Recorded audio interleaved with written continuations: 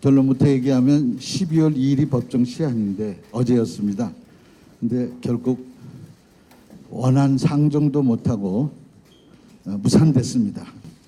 오늘 제가 예고했던 무조건 원안을 상정하는, 그래서 제안 설명을 듣는 그런 절차에 본회의를 열겠다라고 말씀드린 거에 대해서 연기해달라는 말씀을 공통적으로 하셨는데, 그러면 다음을 못 받아달라, 언제까지 하겠다, 그러면 본회의 날짜를 못 박아서 합의를 해달라. 합의를 못 하세요.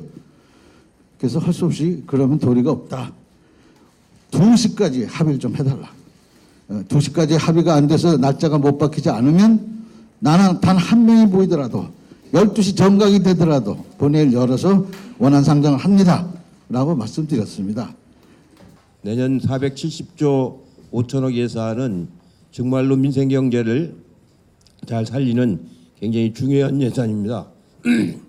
근데 제가 더 유감스러운 것은 내년 예산안을 선거구제와 연계시켜서 통과를 못 시켰다는 얘기를 듣고서 참 경악을 금할 수가 없었습니다.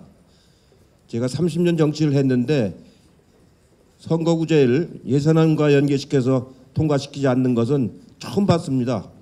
예산안은 예산안이고 또 선거구제는 선거구제고, 이 선거구제는 아마 이게 쉽게 그렇게 논의가 안 될 것 같습니다. 그래서 아마 이제 예산안과 연계를 시키겠다고 하시는 것 같은데, 국민 입장에서는 실제로 지금 그렇게 이해하기가 쉽지가 않을 것 같습니다. 우리가 아주 현실적으로 생각해서 우리 국민들이 과연 12월 3일까지 예산안이 통과되지 않았다고 큰 난리가 나는 게 아닙니다.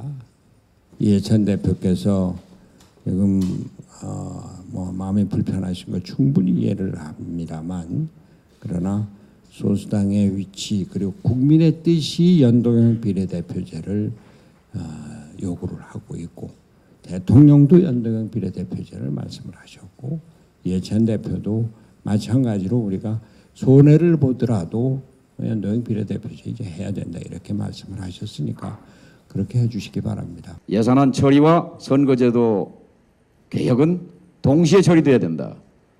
물론 우리 의장님 심정을 이해하고 우리 이해찬 대표의 그런 책임감을 이해합니다만, 그러나 더불어민주당 130석 가지고 470조 예산안 처리 못하는 것 현실 아닙니까? 손학규 대표, 이정미 대표, 저 야3당은 예산안 처리와 그리고 선거제도 개혁 동시 처리 확고한 입장을 갖고 있습니다. 저도 국회의원의 한 사람으로서 국민들의 예산을 다루는 문제 너무너무 중요하고 긴급하고 또 법정 시한을 반드시 지켜야 된다라는 그런 소신과 원칙을 가지고 있습니다. 그런데 선거제도 문제도 이만큼 긴급한 일이라는 것을 왜 이 국회가 자각하고 있지 못한지에 대해서 정말 안타깝습니다. 예산안만큼이나 선거제도 개혁이라고 하는 것은 우리 정치의 백년지 대계를 세우는 일이고, 또 지금이야말로 그 일을 이룰 수 있는 골든타임이기 때문에 이 두 가지 문제를 이번 정기국회 마무리될 때까지 함께 처리하자라고 하는 것이 핵심적인 내용입니다.